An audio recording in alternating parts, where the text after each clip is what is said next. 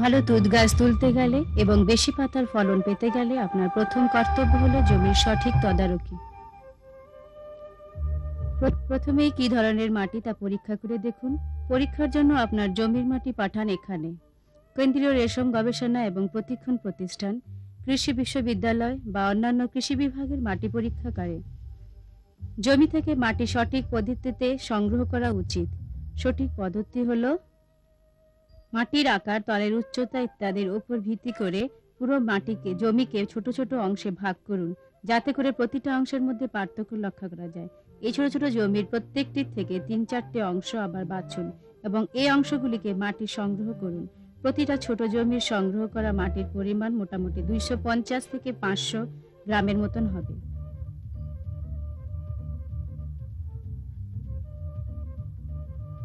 2 foot গভীর পর্যন্ত মাটি সংগ্রহ করুন।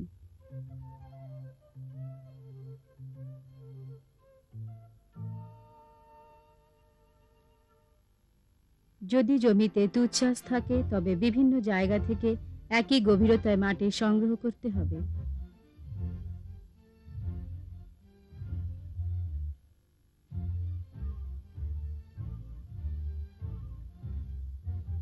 সমস্ত মাটি জড়ো করে খুব ভালোভাবে মিশিয়ে ওর থেকে নুড়ি, গাছের পাতা, কুটোকুটি এবং অন্যান্য নোংরা বেছে ফেলে দিন।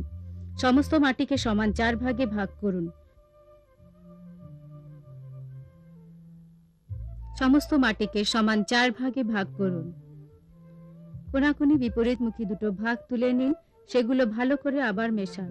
আবার 4 ভাগে ভাগ করে কোনাকুনি 2 ভাগ তুলে নিন। এইভাবে যখন মাটির পরিমাণ দাঁড়াবে 500 গ্রামের মতন, তা ছাওয়ায় শুকিয়ে একটা পলিথিন ব্যাগের মধ্যে ভরে নিন এবং নির্দিষ্ট তালিকা অনুযায়ী বিভিন্ন তথ্যের লেবেল আটকে দিন।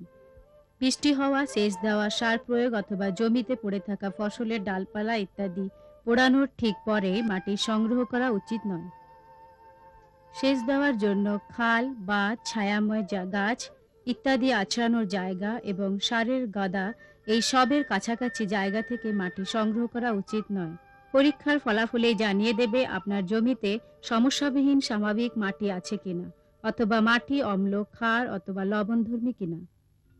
যেখানে বা বৃষ্টিপাতের হার খুব বেশি, সেখানে মাটির সমস্ত ক্ষারীয় পদার্থ ধুয়ে বেরিয়ে যায় বলে মাটি অম্লধর্মী হতে পারে। মাটি খুব বেশি অম্লধর্মী হলে তুঁত চাষে ব্যাঘাত হতে পারে। তবে সমস্যা সমাধানের সহজ উপায় আছে। চুন। সমস্ত জমিতে হেক্টর প্রতি 5 মেট্রিক টনের মতন চুন ছড়ান। জমি চাষের আগে এবং পরে দুবারে চুন প্রয়োগ করুন। প্রতি 4-5 বছর অন্তর এইভাবে প্রয়োগ করতে হবে। এছাড়া ক্যালসিয়াম, অ্যামোনিয়াম নাইট্রেট জাতীয় সার বেছে নিলে ভালো হয়। চুন অম্লত্ব কমিয়ে মাটির শুষ্টিকণার অভাব সংশোধন করে। লৌহ ও অ্যালুমিনিয়াম ঘটিত বিষময় পদার্থের মাত্রা কমিয়ে এবং জীবাণু ঘটিত কার্যকারিতা অনেক বাড়িয়ে মাটির অনেক উন্নতি সাধন করে। ফসফরাস মাটিতে বেরিয়ে আসে যাতে করে গাছ সহজে গ্রহণ করতে পারে। শুষ্ক বা মরু অঞ্চলে কিছু কিছু জমির মাঝামাঝি অংশে মাটি প্রায় ক্ষারধর্মী দেখা যায়। এই জায়গাগুলোকে সাধারণত সিল্ক স্পট বলে। এই মাটিকে বশে আনতে হলে জমিতে প্রচুর পরিমাণে হেপ সার, যেমন প্রেস মাড, পাতা পচা সার, সবুজ সার ইত্যাদি এবং গন্ধক বা জিপসাম জাতীয় রাসায়নিক পদার্থ প্রয়োগ করা প্রয়োজন। আপনার পছন্দ অপছন্দ নির্ভর করবে কখন, কেমন ভাবে, কতখানি পরিমাণ জিনিসপত্র পাওয়া যাবে এবং স্থানীয় পরিবেশেই বা কি ধরনের এসবের উপায়। সাধারণত সমুদ্র উপকূলবর্তী এলাকাতে লবণধর্মী মাটি দেখা যায়। এই সব জমির উপরিভাগে সাদা লবণের ওড়া দেখা যেতে পারে। সমস্যা সমাধানের উপায় খুবই সহজ, শুধু ভালো জল দরকার। খুব ভালো করে ভালো জল দিয়ে ভাসিয়ে দিলে বাড়তি লবণ ধুয়ে মুছে যায়। ঘন ঘন সেচের ব্যবস্থা করলে, বিশেষ করে গাছের বড়ন্ত অবস্থা, লবণ নিচে মাটির গভীরে নেমে যায়। শুকনো গরম আবহাওয়া যখন থাকে তখন নিচের দিকে আর লবণ নেমে না এসে উপরের দিকে ওঠে। এই সময় খড়কুটো মাটি ঢাকা দিলে বাষ্পীভবন রোধ হয়, ফলত জল এবং লবণের উপরের দিকে উঠে আসা কমে যায়।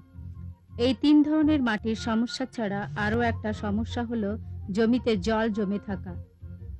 এটা হতে পারে যদি ক্ষার এবং লবণধর্মী জমিতে ঠিক মতন জল নিষ্কাশনের ব্যবস্থা করার প্রতি যত্ন না থাকে। এই সমস্যাটি দেখা যায় সাধারণত ধানি জমির নিকটবর্তী অঞ্চলে এবং এঁটেল মাটি যেখানে বেশি। যখন জমিতে জল জমে থাকে তখন জীবাণুদের জন্য মাটিতে বেশি অক্সিজেনের পাওয়া যায় না। এর ফলে গাছের শিকড় অবস্থাকর পরিবেশে থাকে, পচে যাওয়ার সম্ভাবনাও দেখা যায়। জল জমা বন্ধ করা যায় যদি বাড়তি জল যাতে ঠিক মতন বেরিয়ে যেতে পারে তার জন্য নালা কেটে দেওয়া হয়। এই ব্যবস্থা মাটিতে ঠিক মতন বায়ু চলাচল করতে পারে। হৃষ্টপুষ্ট গাছ ও জমিতে গড়ে ওঠে। ভালো পরিবেশ সৃষ্টি করলে তুঁত গাছ ভালোভাবে বেড়ে উঠবে। প্রথমে যদি এই পদক্ষেপ নেওয়া হয় তা বছর বছর ধরে ভালো আয়ের একটা নিশ্চিন্ত থাকবে।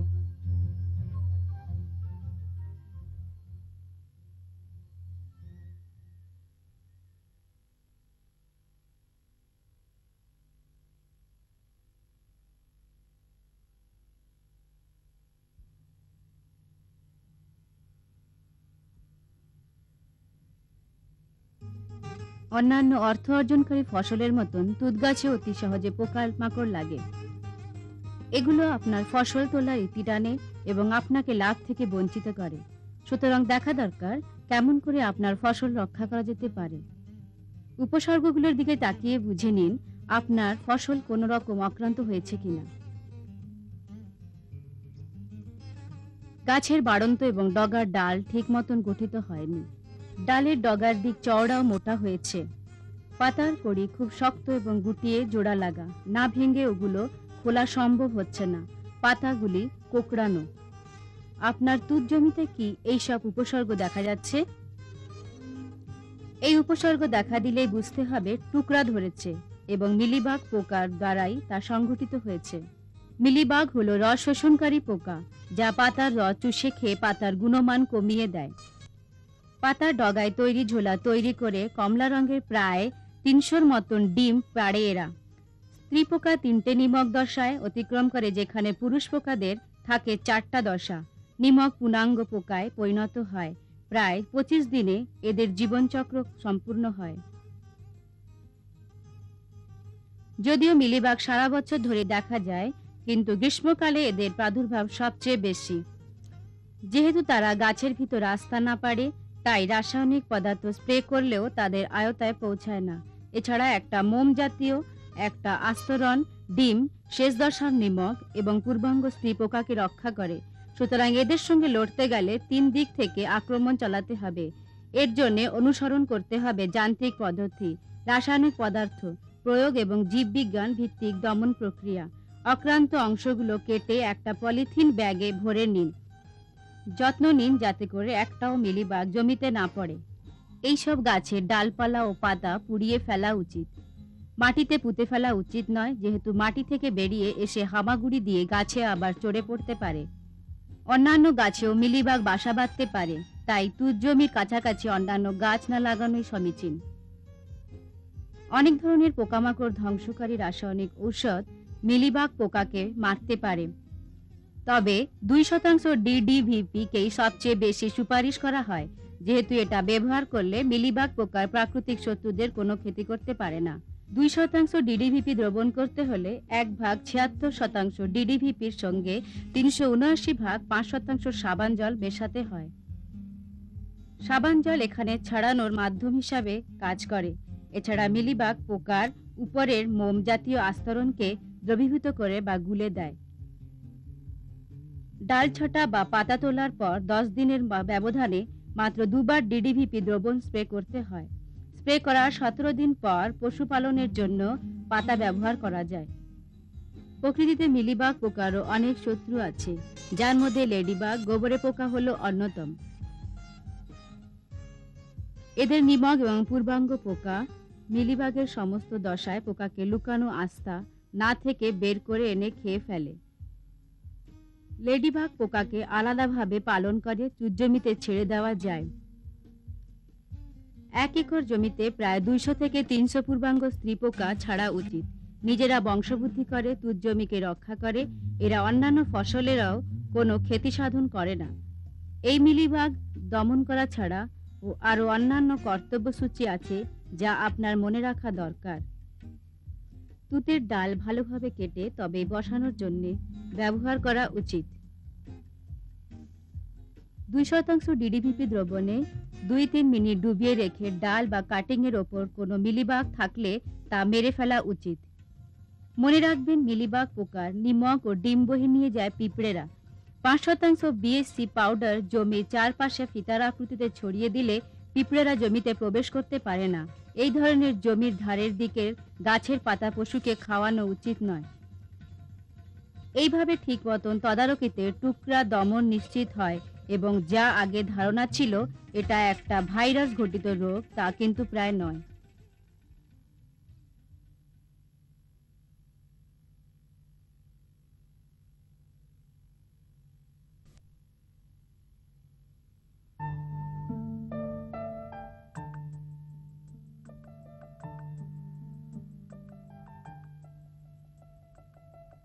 তুঁত গাছ একটা দীর্ঘস্থায়ী ফসল। এর থেকে 15-20 বছর ধরে আয় করার নিশ্চিন্ততা আসে। প্রথম দিকে ঠিক মতন পরিকল্পনা এবং যত্ন নিলে বছরের পর বছর ধরে এর মূল্য পাওয়া যাবে।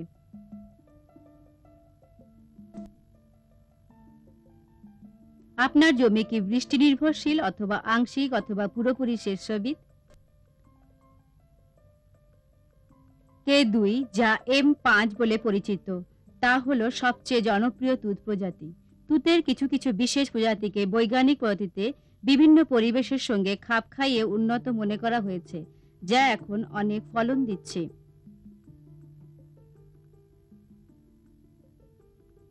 বাস্তবিক পক্ষে বৃষ্টি নির্ভর পরিবেশে এই নূতন প্রজাতির তুঁত চাষ করে K2 প্রজাতির অপেক্ষা হেক্টর প্রতি 4-5 মেট্রিক টন অধিক এবং শেষ সেবিত পরিবেশ 10-15 মেট্রিক টন অধিক ফলন পাওয়া যাচ্ছে। S13 নামে এক নতুন প্রজাতির তুঁত গাছ তৈরি করা হয়েছে যা বৃষ্টি নির্ভরশীল লাল মাটিওয়ালা জমির উপযুক্ত। এটি 42 ডিগ্রি সেলসিয়াস পর্যন্ত তাপমাত্রা সহ্য করতে পারে। এই প্রজাতির গাছে দুটো পাতার মাঝখানে ডালের দূরত্ব খুবই কম ও প্রচুর শাখা প্রশাখা আছে। শিকড়ও খুব গভীরে চলে যেতে পারে। পাতার জলীয় পদার্থের পরিমাণ খুব বেশি, যার ফলে খুব তাড়াতাড়ি শুকোয় না। প্রোটিনের পরিমাণও খুব বেশি। হেক্টর প্রতি বছরে প্রায় 16 মেট্রিক টন পাতা পাওয়া যায়। প্রায় 13 প্রজাতির তুঁত গাছ অনেক ধরনের রোগ যেমন পাতায় ছোপ ধরা, পাউডার মিলিডিউ, পাতার রাস্ট পড়া বা জং ধরা প্রভৃতির কিছুটা প্রতিরোধ করতে পারে।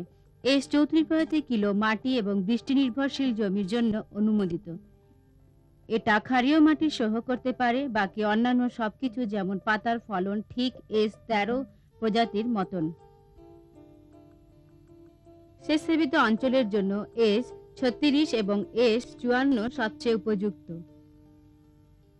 S54 এ খুব ভালোভাবে শিকড় গজায় এবং মোটা বড় পাতা ওলা অনেক ডালপালা তৈরি হয়। পাতার প্রোটিন ও জলীয় পদার্থের মাত্রা অনেক বেশি। এরা ভালোভাবে সার গ্রহণ করতে পারে এবং বছরে মোটামুটি হেক্টর পিছু 45 মেট্রিক টন পাতা দেয়। অন্যান্য প্রজাতি যেমন S36 হয় পাতা খুব মোটা এবং চকচকে দুটো পাতার মধ্যে ডালের দূরত্ব খুব কম এবং পাতাও S54 থেকে বড়। প্রতি বছরে হেক্টর প্রতি 40 মেট্রিক টন পাতা পাওয়া যায়। S54 প্রজাতির জন্য 5 দিনে অন্তত একবার পর্যন্ত পরিমাণে সেচ দিতে হয়। সেখানে জল খুব কম পরিমাণে পাওয়া যায়। সেখানের জন্য সবচেয়ে ভালো হলো S36।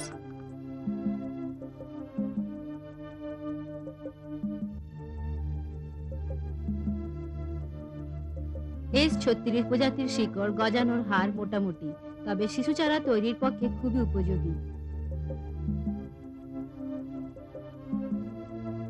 S36 প্রজাতিতে জলীয় পদার্থের পরিমাণ এবং তা ধরে রাখার ক্ষমতা অনেক বেশি, তাই পশুপালনের প্রথম দিকে এগুলো বেশি উপযুক্ত।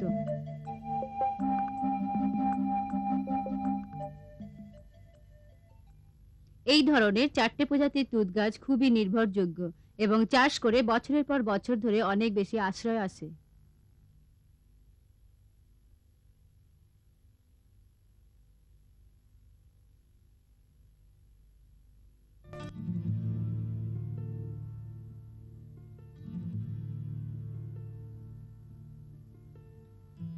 তুঁত চাষ করা হয় পাতা পাওয়ার জন্য। বারবার পাতা তুলে নিলে মাটি থেকে পুষ্টিকণা হ্রাস পেতে থাকে, যা পূরণ করা প্রয়োজন। এটা করা যেতে পারে জৈব সার ও রাসায়নিক সার প্রয়োগের দ্বারা।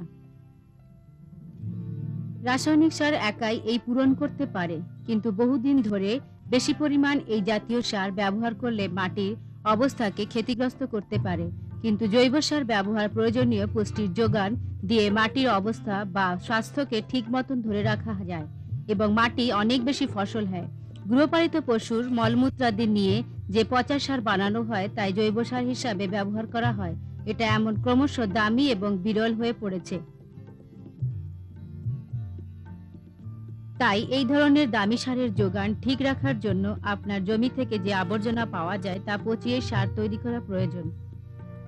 একটা সেরিকালচার ফার্ম থেকে বহু ধরনের পরিত্যক্ত বস্তু যেমন পশুর মল, মিশ্রিত উচ্ছিষ্ট বর্জ্য পদার্থ, তুঁত গাছের অপরিণত মঞ্জুরি, পড়ে থাকা অব্যবহৃত পাতা, আগাছা ইত্যাদি পাওয়া যেতে পারে। এই সব পরিত্যক্ত বস্তু দিয়ে আপনি কি করছেন? আপনি কি সেগুলো জ্বালানি হিসাবে পুড়িয়ে ফেলেছেন? এখানে ওখানে ছুঁড়ে ফেলে দিচ্ছেন? এগুলো কিন্তু প্রকৃতপক্ষে পরিত্যক্ত বাজে জিনিস নয়, বরং ঠিক মতন কাজে লাগাতে পারলে আয়ের ভালো উৎস হতে পারে। এই সমস্ত নোংরা বা বাজে জিনিস কম্পোস্ট বা আবর্জনা পচা সার তৈরি করতে ব্যবহার করা যেতে পারে। অনেক চাষি কম্পোস্ট তৈরি করার জন্য এগুলো সুপ্তাকার করে জমিয়ে রাখেন, কিন্তু এটা সঠিক পদ্ধতি নয়, কারণ এইভাবে আবর্জনা পচতে পারে না এবং সার তৈরি হলেও এতে 3% নাইট্রোজেন, 15% ফসফরাস এবং 3% পটাশিয়াম থাকে। 1 একর জমির জন্য প্রয়োজনীয় কম্পোস্ট বা আবর্জনা পচা সার ঠিক মতন তৈরি করতে হলে প্রথমে 4.5 গুণন 1.5 গুণন 1 মিটার মাপের একটা বড় গর্ত তৈরি করুন। এর ভিতরের দিক সিমেন্ট দিয়ে বাঁধে দিতে হবে, যাতে করে চুইয়ে এসব বেরিয়ে যেতে না পারে। এই খোঁড়া জায়গার ওপর ঘাস বা খড় দিয়ে চালা তৈরি করতে হবে, যাতে কম্পোস্টকে বৃষ্টি বা রোদের হাত থেকে বাঁচানো যায়। প্রতিদিন আপনার জমি বা ফার্মের সব আবর্জনা ওখানে ফেলুন। প্রতি 30 সেমি চওড়া স্তরের জন্য আধা কিগ্রা গোবর, 150 গ্রাম ছাই, 200 গ্রাম সিঙ্গল সুপার ফসফেট এবং 18-20 লিটার জলের মিশ্রণ ওর উপরে ছড়ান।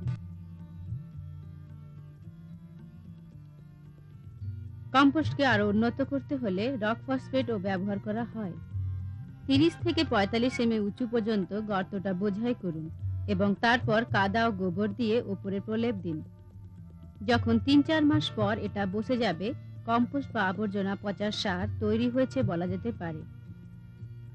একটা পিট থেকে আপনি প্রায় 4 টনের মতন কম্পোস্ট পাবেন। এইভাবে কম্পোস্ট তৈরি করা হলে এতে 1.6% নাইট্রোজেন, 0.7% ফসফরাস এবং 1.2% পটাশ থাকে। আবর্জনা থেকে উৎপন্ন কম্পোস্ট হলো একটা সম্পদ যা মাটিকে উর্বর করে।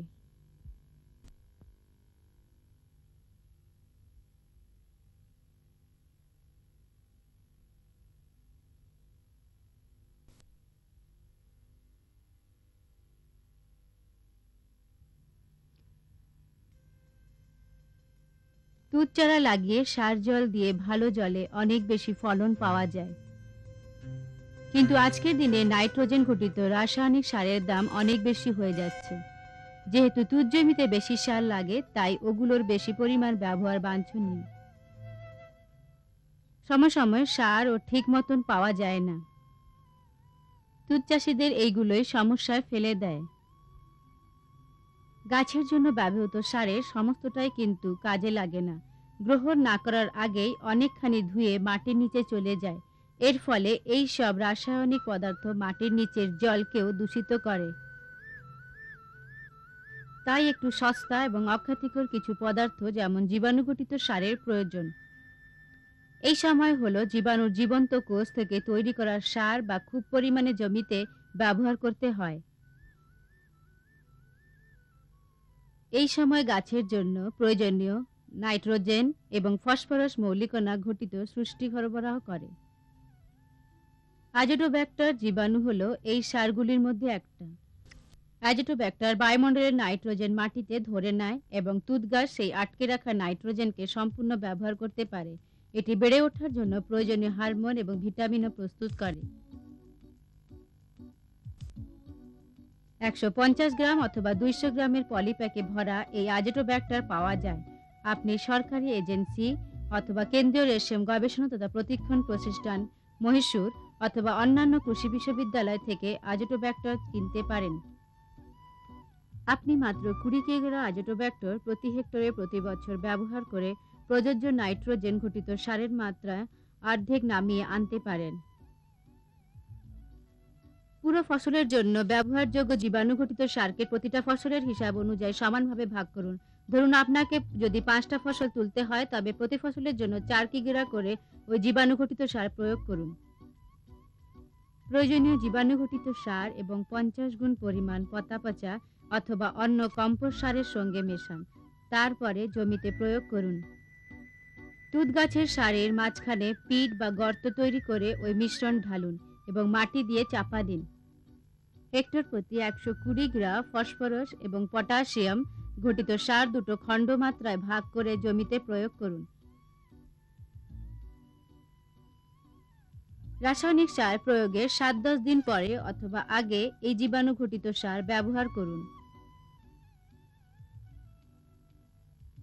এই সার প্রয়োগের ঠিক পরেই জমিতে ভালোভাবে সেচ দিন, কারণ ঠিক মতন জলীয় পদার্থ না থাকলে এই জীবন্ত পদার্থগুলি শুকিয়ে মরে যাবে। মনে রাখবেন, এই সার কখনোই রাসায়নিক সারের সঙ্গে ব্যবহার করা উচিত নয়। এইভাবে কম খরচে মাটিতে জীবঘটিত নাইট্রোজেন ধরে রেখে মাটিকে উর্বর করা সম্ভব। বেশি কি, মাটি এবং পরিবেশ দুটোরই উপকার সাধন হচ্ছে এবং আগামী দিনের জন্য দূষণমুক্ত একটা সুস্থ পরিবেশও গড়ে উঠেছে।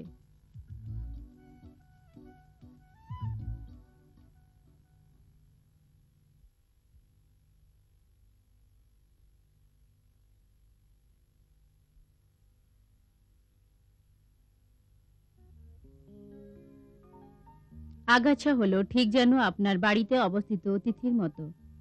সেচ অধূষিত তুঁত জমিতে এগুলো প্রচুর দেখা যায়। তারা তুঁত গাছের সঙ্গে পাল্লা দেয় এবং মাটির জলীয় পদার্থ অন্যান্য দৃষ্টিকোণার ভাগ বসায়। আগাছা পাতার ফলন প্রায় 50% কমিয়ে দেয়। বিভিন্ন ধ্বংসকারী পোকামাকড় এবং রোগের আশ্রয় হলো এইসব আগাছা। তাই জমিকে আগাছা মুক্ত করা দরকার। ভালোভাবে চাষ দিয়ে আগাছা নির্মূল করা হয়।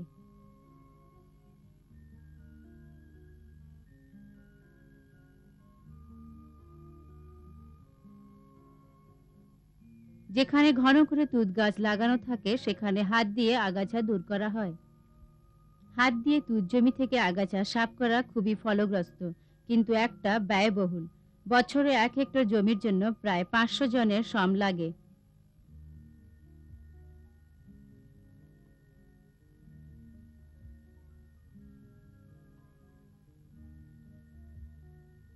জমি চাষেও আগাছা সম্পূর্ণ দূর করা যায় না।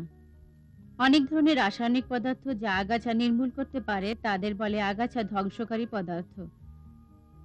হাত দিয়ে আগাছা তুলে এবং রাসায়নিক আগাছা ধ্বংসকারী পদার্থ একই সঙ্গে ব্যবহার করলে খুবই ফল পাওয়া যায় এবং আর্থিক আশ্রয়ও হয়। এই ধরনের আগাছা ধ্বংসকারী পদার্থের মধ্যে একটার নাম গ্লাইসেল। 1 একর জমির জন্য মোটামুটি 4.2 লিটার গ্লাইসেল লাগে। 600 লিটার জলে 3 কিগ্রা অ্যামোনিয়াম সালফেট এবং 8.2 লিটার গ্লাইসেল মেশান।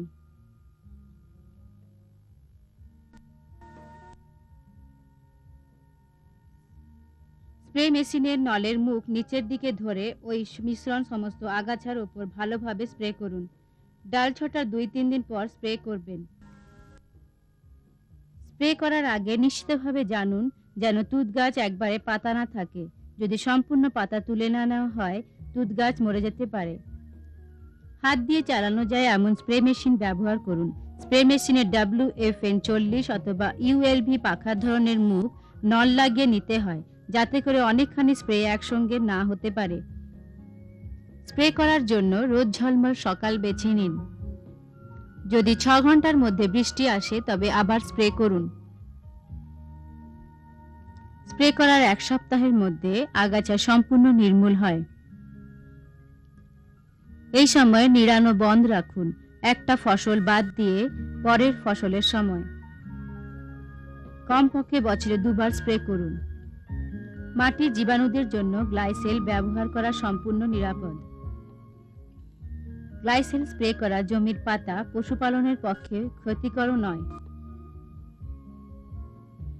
গ্লাইসেল ব্যবহার করে হেক্টর প্রতি বছরে প্রায় 250 জন মজুরি বাঁচতে পারেন, যেখানে হাত দিয়ে প্রতি ফসলের জন্য আগাছা দমনে 3000 টাকার মতন খরচ হয় মোটামুটি 1250 টাকা।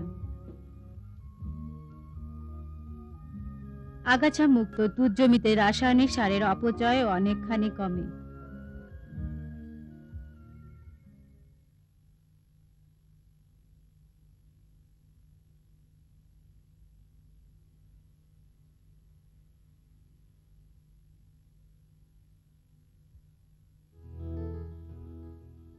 তুত গাছ তৈরি করা হয় বীজ থেকে, ডাল বা কাটিং থেকে এবং গ্রাফটিং ইত্যাদির মাধ্যমে। তুত চারা তৈরির জন্য সবচেয়ে বেশি ব্যবহার করা হয় ডাল বা কাটিং। কিছু কিছু সময় কাটিং থেকে ভালো শিকড় না হওয়ার জন্য চারা বাঁচতে পারে না। আপনারা এই অসফলতা রোধ করতে পারেন ভালো শিকড়ওয়ালা চারা গাছ লাগিয়ে। একটা নার্সারিতে যে শিকড় সমেত ছোট গাছ তৈরি করা হয় তাহাকে বলে শিশু চারা। শিশু চারা থেকে খুব দ্রুত সমানভাবে একটা হুষ্টপুষ্ট বড় গাছ তৈরি হয়ে ওঠে, যা প্রতিকূল আবহাওয়ায় টিকে থাকতে সক্ষম হয়। বর্ষা আসার 4-5 মাস আগেই শিশু চারা তৈরি করুন।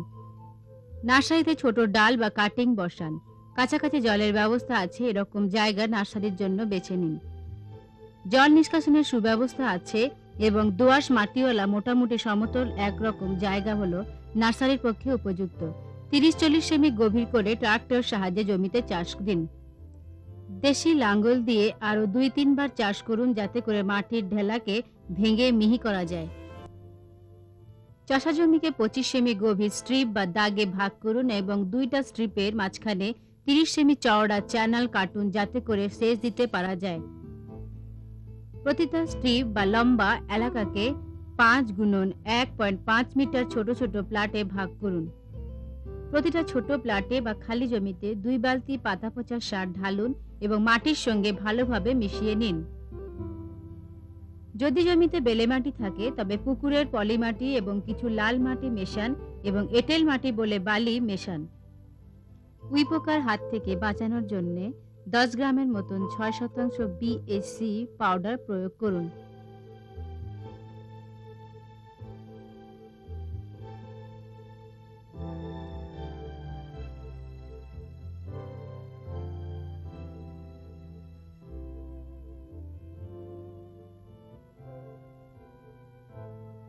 চারা তৈরি করার জন্য 6-8 মাসের পুরনো গাছের ডাল বেছে নিন।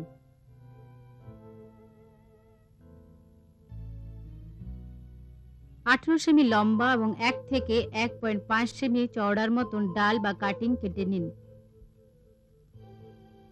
15 সেমি সারির মধ্যে দূরত্ব রেখে নার্সারি জমিতে সারিবদ্ধভাবে ওই কাটিং বা ডাল পুঁতুন। কাটিং থেকে কাটিং এর দূরত্ব রাখুন 10 সেমি। জমির ওপর কম করে একটা কুড়ি রাখুন। ডাল পুঁতে মাটি ভালোভাবে ঠেসে দিন, যাতে কোনো ফাঁক না থাকে। প্লটে ঠিক মতন জল দিন। 5-6 সপ্তাহ পর যখন গাছ 10-15 সেমির মতন বড় হয়ে যাবে, তখন প্রতি প্লটে 150 গ্রামের মতন সুফলা প্রয়োগ করুন এবং সেচ দিন। 4 মাস পর গাছের উচ্চতা 1-1.5 মিটারের মতন হবে। এই চারা গাছ থেকে এখন ঝাড়ওয়ালা বড় গাছ তৈরি করা যাবে। বড় গাছ তৈরি করতে হলে চারা গাছ 10-12 মাসের পুরনো হওয়া দরকার এবং উচ্চতা 2 মিটার এবং চওড়া 10-12 সেমি হওয়া চাই। চারা গাছকে ঠিক মতন তুলতে হলে জমি ভালো করে জলে ভিজিয়ে নিন। মাটি সরিয়ে একদিক থেকে চারা তুলতে থাকুন, দেখবেন শিকড় যেন না ছিঁড়ে যায়।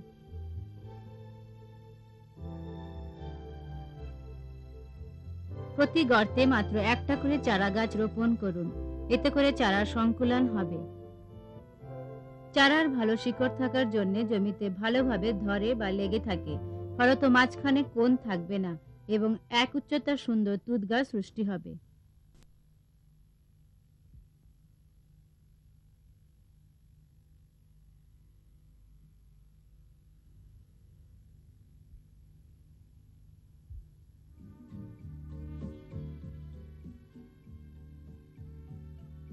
তুঁত চাষ একটা পুরনো প্রবাদ মনে করিয়ে দেয়, যেমন যত্ন করবেন তেমনি ফল পাবেন। ভালো এবং পদ্ধতিগতভাবে গাছ লাগালে শুষ্ক ফসল উঠবেই। গর্ত করে গাছ বসালে মাটিকে আলগা করা যায় এবং শিকড় অনেক গভীরে চলে যায়। বাজে গর্ত পরিত্যাগ করাই ভালো।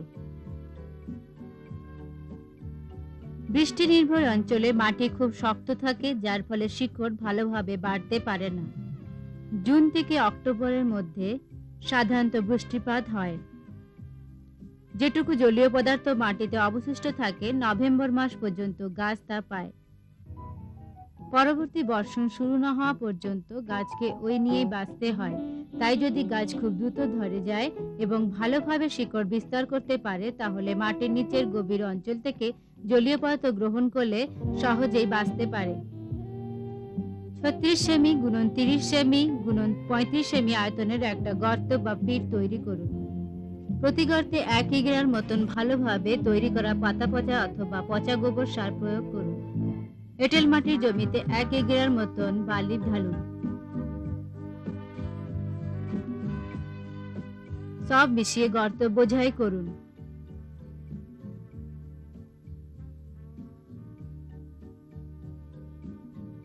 বর্ষা শুরুর সঙ্গে সঙ্গে যখন মাটিতে যথেষ্ট পরিমাণে জলীয় পদার্থ থাকবে, তখনই হলো গাছ বসাবার সবচেয়ে ভালো সময়।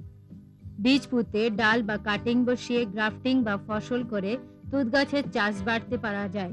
তবে সবচেয়ে বেশি ব্যবহার করা হয় ডাল বা কাটিং। 6-8 মাসের বয়সের গাছের 1.2 সেমি মোটা ডাল বাছুন।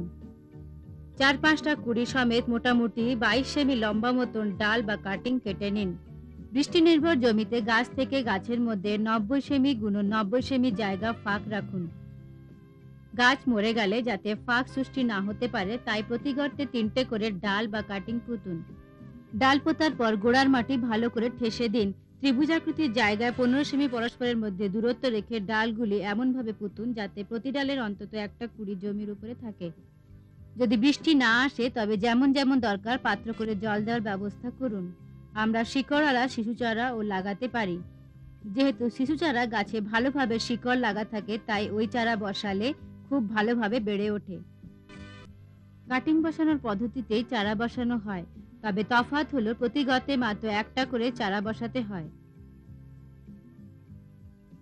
বড় ঝাড়ওয়ালা গাছ তৈরির জন্য 4-5 মাসের পুরনো চারা বাছতে হয়। বসাবার আগে শিকড় থেকে 60 সেমি উপর ডালপালা কেটে নিন এবং পাতা সম্পূর্ণ ঝরিয়ে নিন। বড় গাছ তৈরির জন্য 10-12 সেমি ঘেরওয়ালা 1 বছরের পুরনো চারা বেছে দিন। আপনার কাছে যা বর্ণনা করা হলো সেইভাবে গর্ত করে গাছ বসিয়ে আপনি খুব ভালো তুঁত জমি তৈরি করতে পারবেন। আগামী 20 বছরের জন্য আপনার আয় বাধা রইল।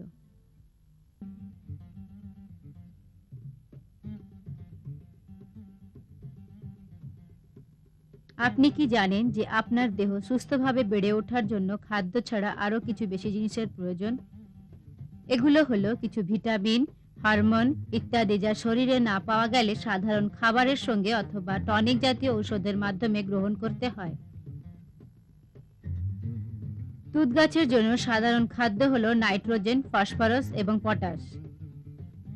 কিন্তু মানুষের মতনই গাছের ঠিক মতন বেড়ে ওঠার জন্য হরমোন জাতীয় খাদ্যের প্রয়োজন, যা সাধারণভাবে যদি না পাওয়া যায় তবে আলাদা করে সরবরাহ করতে হয়। এগুলো ছাড়া আপনি যতই যথেষ্ট পরিমাণ খাদ্য যেমন নাইট্রোজেন, ফসফরাস এবং পটাশ সরবরাহ করুন না কেন, দেখবেন গাছের বৃদ্ধি ঠিক আশাপ্রদ হচ্ছে না। তুঁত গাছের জন্য এই গুরুত্বপূর্ণ টনিক হলো ট্রাইকন্টানাল, লৌহ এবং দস্তা প্রভৃতি।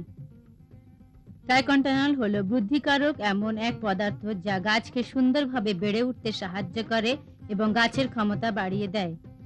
প্রতি হেক্টর জমিতে প্রতিবার স্প্রে করার জন্য 600 লিটার পরিষ্কার জলে 125 মিলি ট্রাইকন্টানাল মেশান। গোড়া থেকে ডাল ছটাই করার 15 দিন পর গাছের ওপর ওই মিশ্রণ ভালোভাবে স্প্রে করুন। 2-3 দিন পর রাসায়নিক সার প্রয়োগ করুন। 15 দিন পর আবার ট্রাইকন্টানাল মিশ্রণ স্প্রে করুন। একটা রোদ ঝলমল সকালে হস্তচালিত ন্যাপশক স্প্রে মেশিন অথবা যন্ত্রচালিত স্প্রে মেশিন দিয়ে স্প্রে করুন। যদি স্প্রে করার 6 ঘন্টার মধ্যে বৃষ্টি হয় তবে পরের দিন আবার স্প্রে করুন। পিভিসি নির্মিত নল অথবা পাত্র ব্যবহার করবেন না। আপনার গাছের মধ্যে পার্থক্যটা দেখুন। পাতা কত ঘন সবুজ এবং সাধারণ সার প্রয়োগ তৈরি করা গাছের পাতার থেকে প্রায় 25% ফলন বেশি হয়েছে। লৌহ হলো অত্যন্ত প্রয়োজনীয় অনুপুষ্টি যা খুব সামান্য পরিমাণে লাগে। মাটিতে যদিও এর অবস্থিতি আছে, তবে সময় সময় গাছ এটা ব্যবহার করতে পারে না। লৌহর অভাব হলে তুঁত গাছ রুগ্ন হয়ে যায় এবং পাতাও বিবর্ণ হলুদ বা ফ্যাকাশে রং ধারণ করে। গাছকে লৌহ সরবরাহ করা হয় লৌহর যৌগ্য ফেরাস সালফেট হিসাবে, যাতে 19% লৌহ থাকে। 1 হেক্টর জমিতে স্প্রে করার জন্য 500 লিটার জলে 5 কিগ্রা ফেরাস সালফেট গুলে নিন। ডাল কাটার 15-20 দিন পর পাতার উপর স্প্রে করা উচিত। দস্তা হলো আর একটা অনুপুষ্টি মৌল যার অভাব সহজেই লক্ষণীয়। দস্তার সহযোগিতা ছাড়া মাটি থেকে যথেষ্ট পরিমাণ জল গ্রহণ করতে পারে, যার ফলে ফসফরাসকেও কাজে লাগাতে পারে না। পশু দস্তা ঘটিত মাটিতে উৎপন্ন তুঁত পাতা খেয়ে ঠিক মতন বেড়ে উঠতে পারে না। যদি তুঁত গাছ যথেষ্ট পরিমাণ দস্তা না পায়, পাতাতে হলুদ এবং বাদামি রঙের ঝলসানো দাগ দেখা দেয় এবং কখন কখন কালচে শিরা ও পাতার উপর আবির্ভাব হয়। আপনাকে জিঙ্ক সালফেট, যার ভিতরে 36% দস্তা থাকে, তা গাছে প্রয়োগ করতে হবে। 1 হেক্টর তুঁত জমিতে স্প্রে করার জন্য 500 লিটার জলে 9 কিগ্রা জিঙ্ক সালফেট গুলে নিন। ডাল ছাঁটা বা পাতা তুলে নেবার 15-20 দিন পর স্প্রে করুন। এই দস্তার দ্রবণ স্প্রে করে আপনি হেক্টর প্রতি প্রায় 12 মেট্রিক টন বেশি পাতা পাবেন। এই সমস্ত ব্যবহার করলে তুঁত গাছ সক্রিয়ভাবে পুষ্টিকে কাজে লাগাতে পারবে এবং পশুরাও একটা শুষ্ক খাদ্য পাবে। এই উপায়গুলো মেনে চলুন এবং দেখুন আপনার তুঁত জমিতে কতখানি পরিবর্তন এসেছে।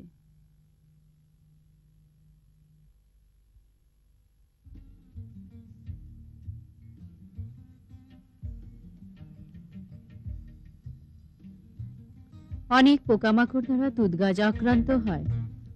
তুঁত গাছ ধ্বংসকারী প্রধান প্রধান পোকামাকড়গুলোকে প্রধানত দুভাগে ভাগ করা যায়, যেমন রস শোষক এবং পত্রভক্ষক বা পাতা খাওয়া পোকা। উল্লেখযোগ্য রস শোষক পোকামাকড় যেমন মিলিবাগ, স্কেল পোকা, থিপ্রস এবং জ্যাসিড। এদের বেশি প্রাদুর্ভাব হয় গরমের সময়। রস শোষণকারী মিলিবাগ হলো তুঁত গাছ ধ্বংসকারী সবচেয়ে ভয়ঙ্কর পোকা। এর দ্বারা আক্রান্ত হলে সহজেই বোঝা যায়। এই সমস্ত উপসর্গ দেখে যেমন তো গাছের ডালের ডগার দিক বিকৃত হতে থাকে, ডাল চওড়া অথবা মোটা হয় এবং পাতা কুঁকড়ে যেতে থাকে। এই উপসর্গ হলেই বলা যেতে পারে টুকরা ধরেছে। এই আক্রমণে পাতার গুণগত মান নষ্ট হয় এবং ফলনও কমে যায়। আগে বা ধারণা ছিল টুকরা জীবাণু ঘা ভাইরাস ঘটিত, আসলে তা কিন্তু নয়। একটা স্ত্রী মিলিবাগ গড়ে প্রায় 300টা ডিম পাড়ে। পুরুষ মিলিবাগের 4টে নিমকরূপী দশা আছে, যেখানে স্ত্রী মিলিবাগের থাকে 3টে। এদের জীবনচক্র সম্পূর্ণ হয় 25 দিনের মধ্যে। সম্পূর্ণ প্রতিকারের উপায়গুলি হলো টুকরা সংক্রামিত মদদেরই সমেত ডাল ভেঙে নিয়ে পুড়িয়ে ফেলতে হয়। গাছের ওপর 5% সাবানের জল গোলা, 2% DDVP ছড়িয়ে দিতে হবে এবং লেডিবাগ গোবরে পোকা গাছের ওপর ছেড়ে দিতে হবে, যাতে করে টুকরা সংক্রমণ আটকাতে পারে। স্কেল পোকা হলো আর এক জাতির রস শোষক। তা আক্রান্ত হলে শুকোতে শুরু করে এবং দেখা যায় ডালগুলো বাদামি কালো স্কেল পোকায় শোভিত রয়েছে। ডালের ওপর 3 ভাগ সাবান জল, 1 ভাগ ডিজেল তেলের মিশ্রণ মাখিয়ে দিলে স্কেল পোকা বাসা বাঁধতে পারে না। ডিম পোকা সমেত সমস্ত দশার পোকাদের মারতে হলে 3টে পোকামাকড় ধ্বংসকারী পদার্থ যেমন 3% ফসফেট, 4% মালাথাইন, 5% DDVP, 5% সাবানের জলে গুলে ছড়াতে হবে এবং এটা অত্যন্ত কার্যকারী। 10 দিন পর থেকে পশুপালনের জন্য পাতা ব্যবহার করা যেতে পারে। থ্রিপস হলো আর এক ধরনের তুঁত পাতার রস শোষক পোকা। আক্রান্ত পাতার উপর আঁকাবাঁকা দাগ অথবা ফুসকুড়ির মতন দেখা যায়। পাতা তাড়াতাড়ি পরিণত হয়ে হলুদ ও বাদামি রং ধারণ করে। আক্রান্ত পাতা পশুপালনের মোটে উপযোগী নয়। থ্রিপস পোকাকে দমন করতে হলে 2% DDVPর দ্রবণ প্রথমে, তারপর 1 সপ্তাহ বাদ দিয়ে দ্বিতীয়বার কম করে 2 বার স্প্রে করতে হবে। স্প্রে করার 7 দিন পর থেকে পশুপালনের জন্য পাতা ব্যবহার নিরাপদ। জসিড পোকা পাতাতে ঝলসানো দাগ সৃষ্টি করে। এর উপসর্গ হলো পাতার ডগার প্রথমে বাদামি ঘষা দাগ দেখা দেয় এবং পরে এই দাগ চিরার ধার বরাবর এগিয়ে যায়, শেষের দিকে পাতার মাঝখানে ছড়িয়ে পড়ে, ফলত পাতা কাপের মতন আকার ধারণ করে ঝরে পড়ে। 1 সপ্তাহ মাঝে ছাড় দিয়ে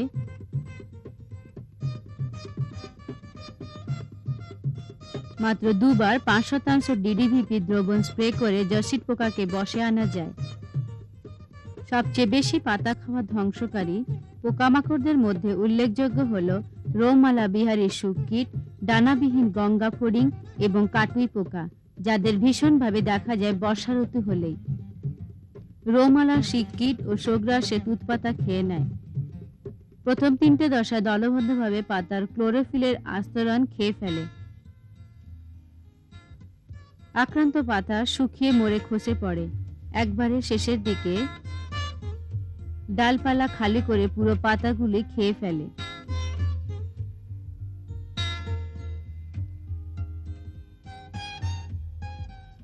লার্ভারা মাটিতে পিউপা তৈরি করে এবং 48 থেকে 50 দিনের মধ্যে জীবনচক্র সম্পূর্ণ করে।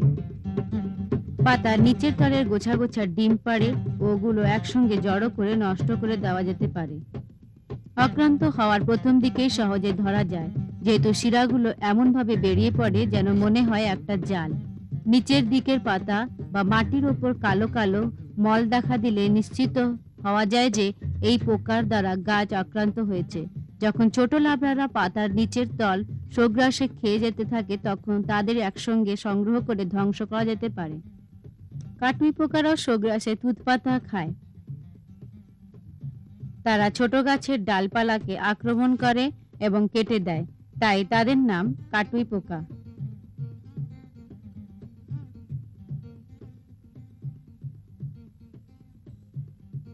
একটা পূর্বাঙ্গ কাটুই পোকার শুককীটের দেহ সবুজ বাদামি রঙের এবং মোলায়েম, এবং প্রতিটা দেহ ভাগে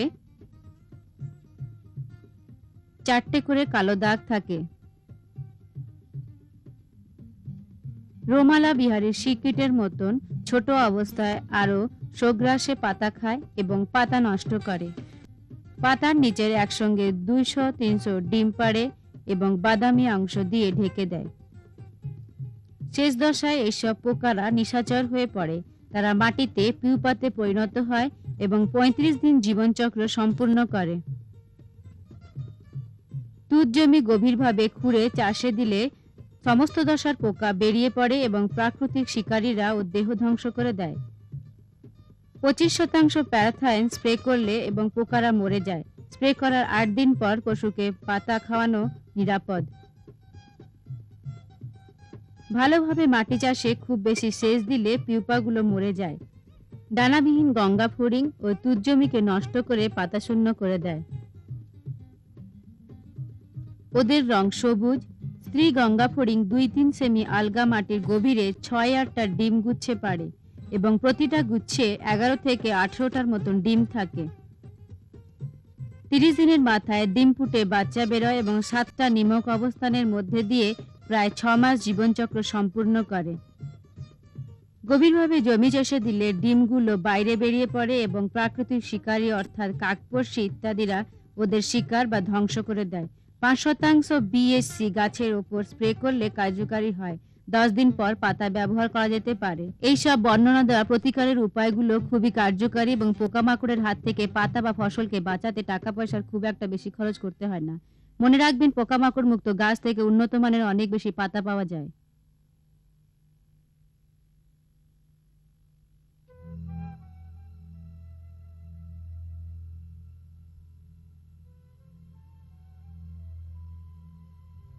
বহু রোগের দ্বারা তুত গাছ আক্রান্ত হতে পারে। সবচেয়ে ভয়ঙ্কর হলো যখন তারা শিকড়কে আক্রমণ করে পুরোপুরি গাছটাকে মেরে ফেলে। ভারতবর্ষে দুটো গুরুত্বপূর্ণ যে দুটি রোগ সবচেয়ে বেশি দেখা যায় তা হলো শিকড়ের গাঢ় ধরা বা গুটি তৈরি হওয়া এবং শিকড় পচা। পরাশ্রয়ী নেমাটোড মেলিওডোগাইন ইনকগনিটা শিকড়ে গাঢ় ধরা রোগ সৃষ্টি করে। অন্যান্য অনেক অর্থ উপার্জনকারী শস্য এই রোগ দ্বারা আক্রান্ত হয়, কিন্তু তুত যেহেতু দীর্ঘস্থায়ী ফসল এবং খেতে এই রোগের আক্রমণ অনেক বেশি। আক্রান্ত শিকড়ে গুটি বা গাঁট তৈরি হয় এবং এই শিকড় জল ও সার সম্পূর্ণ গ্রহণ করতে পারে না, যেহেতু এর দ্বারা খাদ্য ও জল বহনকারী তন্তুকলা নষ্ট হয়ে যায়। আক্রান্ত গাছের বাড়ন সম্পূর্ণ কমে যায় এবং গাছও বেঁটে হয়ে পড়ে, পাতা হলুদ বর্ণ ধারণ করে, ছোট ছোট হয়ে যায়। আক্রান্ত জমিতে গাছ অসমানভাবে বাড়ে, পাতার ফলন 10-15% কমে যায়। চারাগাছ যন্ত্রপাতি এবং জলের দ্বারা এই রোগ সংক্রামিত হয়। নেমাটোডের জীবনচক্র 3 পর্যায়ে সম্পূর্ণ হয়। এই পর্যায় 3টি হল ডিম, লার্ভা ও শুককীট এবং পূর্ণাঙ্গ নেমাটোড। ডিম ফুটে লার্ভা বেরিয়ে আসে এবং শিকড়ের মধ্যে প্রবেশ করে, শিকড়ের তন্তুকলাকে খেতে শুরু করে। নেমাটোডের দ্বারা উদ্দীপিত হয়ে কোষ বারবার বিভাজিত হয় এবং বড় হয়, ফলত গুটি বা গাঁট সৃষ্টি হয়। লার্ভা বা শুককীট শিকড়ের মধ্যে 4টে দশার মাধ্যমে ডিম পাড়ার ক্ষমতা পায়, প্রায় সম্পূর্ণ পূর্ণাঙ্গ ডিম্বাকৃতি স্থির নেমাটোডে পরিণত হয়। প্রতিটা স্থির নেমাটোডের শিকড়ের জিলোটিনের মতন পিচ্ছিল জলের ওপর 300-400টা ডিম পাড়ে। অনুকূল পরিবেশে ডিম ফুটে মাটির ওপর লার্ভা বা শুককীট বেরিয়ে আসে এবং ভালো শিকড়কে আক্রমণ করে। শিকড়ে গাঁট বা গুটি বাঁধা রোগকে দমন করতে হলে প্রতি দশায় বাড়ন্ত নেমাটোডে, যেমন ডিম, লার্ভা বা শুককীট এবং পূর্ণাঙ্গ নেমাটোডের ওপর আঘাত জানতে হবে। দুবার নানা ধরনের সুষ্ঠু প্রচেষ্টা প্রয়াসে রোগ দমন করতে হবে।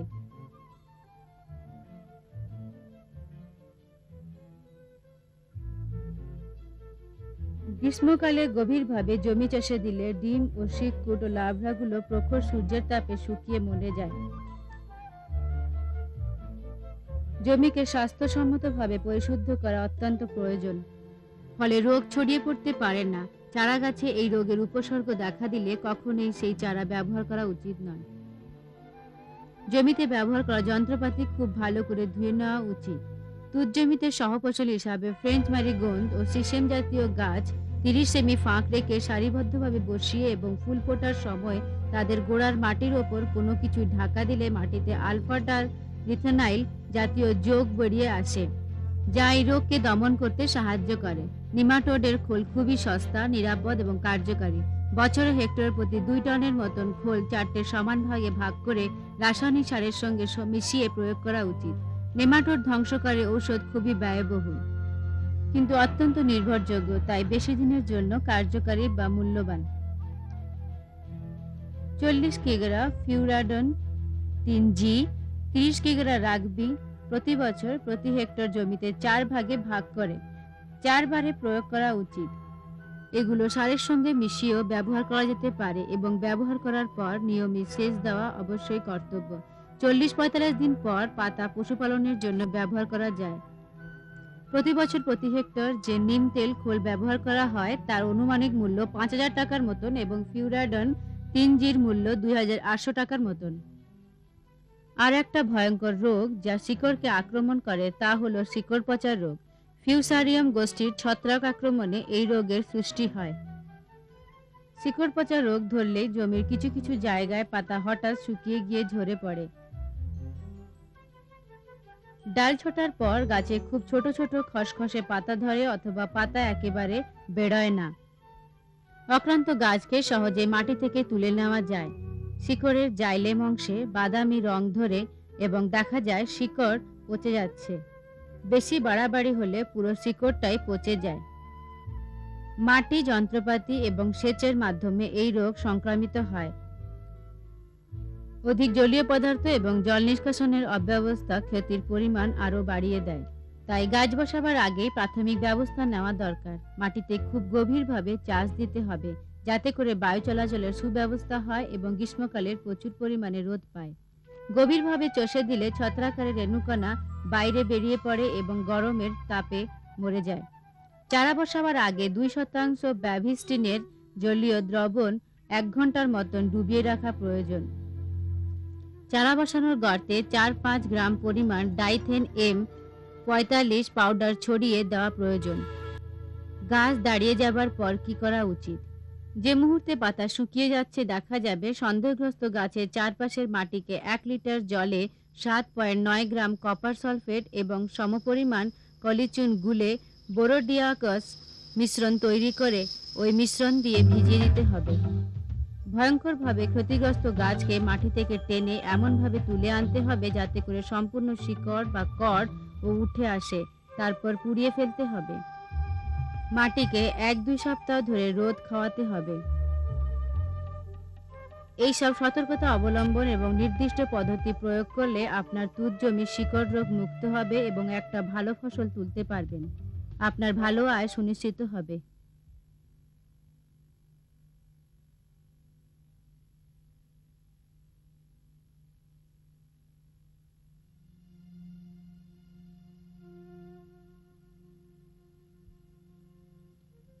পশুপালনের উদ্দেশ্যের তুঁত চাষ, কিন্তু গাছে নানা ধরনের রোগ লেগেই থাকে, যার ফলে পাতার ফলন কমে যায় এবং পরোক্ষভাবে পশুর বুদ্ধিতেও ব্যাঘাত ঘটে এবং ভালো মানের রেশম গুটিও কম উৎপন্ন হয়। বেশিরভাগ রোগগুলি যা পাতার ফলন কমিয়ে দেয় তা হলো পাতার ছোপ ধরা, পাউডার মিলিডিউ লাগা এবং পাতার রাস্ট বা জং ধরা রোগ। এর সবগুলি সংঘটিত হয় ছত্রাক দ্বারা আক্রান্ত হলে এবং যা সাধারণত হয়ে থাকে বর্ষা ও শীতকালে। ছোপ ধরা রোগের উপসর্গ হলো পাতার উপর নানা ধরনের বাদামি রঙের ছোপ সৃষ্টি হওয়া। এই ছোপ পরে ছড়িয়ে পড়ে এবং পাতা নষ্ট করে দেয়। পাতা হলুদ রঙের ধারণ করে, তাড়াতাড়ি খসে পড়ে। পাতার ফলন 10-12% কমে যায়, আরো 20-25% নষ্ট হয়ে যায়, এমনকি আংশিকভাবে আক্রান্ত হলেও। জলীয় পদার্থ, প্রোটিন, শর্করা এবং ভিটামিনের কম মাত্রা থাকায় পাতার মধ্যে পুষ্টিগত মানকে অনেক নামিয়ে দেয়।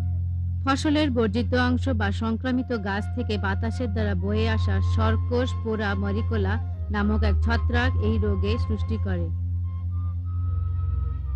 পাতার উপরিতলে যখন এই ছত্রাকের রেণুকণা পড়ে, তারা প্রস্ফুটিত হয় এবং মরুতন্ত্র সৃষ্টি করে। পাতার তন্তুর মধ্যে প্রবেশ করে 10-12 দিনের মধ্যে রোগের উপসর্গ তৈরি করে। 3-4 দিনের মধ্যে আরো অনেক রেণুকণা তৈরি হয় যা বাতাস এবং বৃষ্টির মাধ্যমে আরো রোগ ছড়িয়ে দেয়। গাছের মধ্যে দূরত্ব বেশি রাখলে আর্দ্রতা কমে যায়, ফলত সংক্রমণের মাত্রা হ্রাস পায়। এই রোগ দেখা দিলেই আক্রান্ত পাতা তুলে পুড়িয়ে ফেলা দরকার। 15 দিন মাঝে বাদ দিয়ে 2% ব্যাভিস্টিনের দ্রবণ দুবার ছিটানো উচিত। ছিটানোর 6 দিন পর থেকে পশুর জন্য পাতা ব্যবহার করা যেতে পারে। পার্বত্য অঞ্চলে যেখানে বৃষ্টির পরিমাণ খুব বেশি এবং শীতকালে সমতল জমিতে তুঁত গাছের আর একটা রোগের প্রাদুর্ভাব খুব বেশি, তা হলো পাউডার সৃষ্টিকারী মিলিডিউ। এই রোগ সৃষ্টি হয় ফিলাকটিনিয়া কোরিলিয়া নামক এক পরাশ্রয়ী ছত্রাকের দ্বারা। পাতার স্টোমাটা বা ঝিল্লির ভিতর থেকে খাদ্যগুণকে মাইসেলিয়া দ্বারা বের করে দেয় এবং বেশিরভাগ পাতার নিচের তলকেই আক্রমণ করে। বংশবৃদ্ধি করে অস্কোস্পোর বা কোষের নূর দ্বারা গ্রহণের মাধ্যমে, পাউডার সৃষ্টিকারী মিলিডিউ দ্বারা। গাছ আক্রান্ত হলে পাতার নিচের দিকে সাদা সাদা পাউডারের ছোপ বাড়তে থাকে, যা পরে সারা পাতায় ছড়িয়ে পড়ে এবং শেষে বেশি ওই ছোপগুলো কালো আকার ধারণ করে। আক্রান্ত পাতা হলুদ বর্ণের এবং মোটা খসখসে হয়ে যায়। যদি পাউডার মিলিডিউ আক্রমণকে ঠিক মতন দমন না করা হয় তবে পাহাড়ি অঞ্চলে 10-15% এবং সমতল জমিতে 5-6% পাতার ফলন কমে যায়। ছত্রাক ধ্বংসকারী ঔষধ দিয়ে রোগ দমন করা যেতে পারে। পাতার নিচে তলে 2% ক্যারাথান বা ব্যাভিস্টিন স্প্রে করে সম্পূর্ণ ভিজিয়ে দেওয়া প্রয়োজন।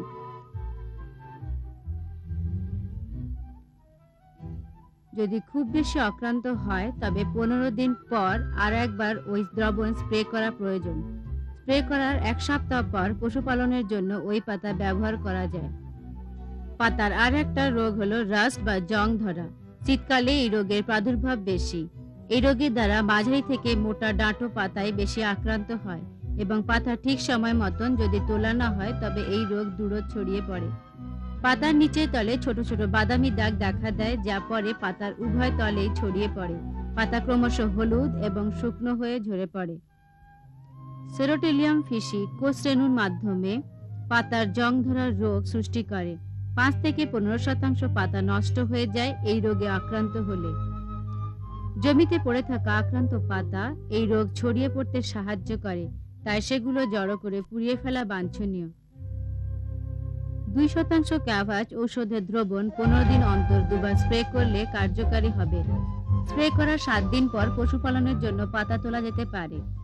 আপনারা দেখলেন যে গাছকে সুস্থ এবং স্বাস্থ্যসম্মত রাখা বেশি গুরুত্বপূর্ণ। সবচেয়ে বেশি প্রয়োজন হলো সুষ্ঠু রক্ষণাবেক্ষণ এবং রোগ দেখা দিলে দ্রুত সক্রিয় হওয়া। তাহলে পুরস্কার স্বরূপ আপনার মিলবে একটা সুন্দর ফসল।